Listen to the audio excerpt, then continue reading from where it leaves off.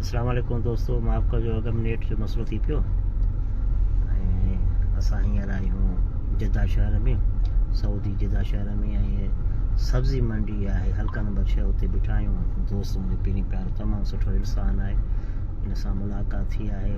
तमामु सुठो फ़नकार बि आहे, सुठो आवाज़ु अथसि, त हिन जी हिमत अफ़ज़ाई कजो ऐं इंशाअल्लाह ताला ज़िंदगी रही त हिन जा कुझु गाना असां एसआर प्रोडक्शन में बि रिकॉर्ड कंदासीं। त तव्हांजो हीउ दोस्त जो आवाज़ु लॻे थो कुमार सानू सां, काशे जो कुमार, सना लाशाद साहब। वरी महिरबानी अल्लाह शाद रहुजा साहब, वरी महिरबानी दोस्तों। मां काशे कुमार सानू सिंगर सनावला लाशारी। उम्मीद तव्हां सभु ॿाहिर ख़ुशि हूंदो, आबाद हूंदो ऐं अल्लाह से तव्हांखे ख़ुशि आबाद रखे। अदा शाहिद रहुजे साईं मुंहिंजी पहिरीं मुलाक़ात आहे ऐं मां मुलाक़ात कई अदा सां जॾहिं तमामु बहितर माण्हू, ऐं मां जेके लफ़्ज़ हिन जे लाइ ॻाल्हायां उहे घटि हूंदा।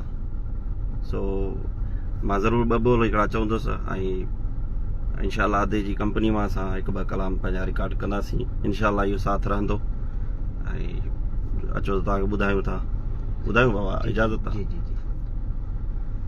असां पंहिंजी नियत ते सादड़ी तबीयत ते जीअ में जीअ सदा तन खे पे चयो, धोखेबाज़ हा सारा ऐं चालाक हा सारा, खामखा सां तन खे पंहिंजो सम्झो, ॼण तालुक हुयो हैवाननि सां, कीअं पुॼो नागनि सां। महिरबानी अदा साईं। माशाअल्लाह माशाअल्लाह। सब दोस्त गुलाम शबीर लाशाद साहब ॾिसे पियो तव्हांखे। सर गुलाम शबीर वॾी महिरबानी अदा साईं। सभु दोस्तनि जो मोहबतूं दोस्त ॾिसनि पिया, कुझु अचनि पिया, कुझु काथे हिन खे कमकार हूंदा मुंहिंजे ख़्याल में।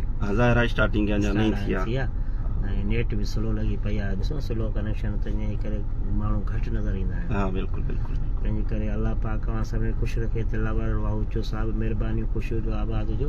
तव्हां खां हींअर वठंदासीं इजाज़त इंशाअल्लाह ताला। वरी ॿिए दफ़े वरी ॿी इंशाअल्लाह के दोस्त सां लाइव ईंदासीं। ख़ुशि हुजो, सिलसिला में सलाम।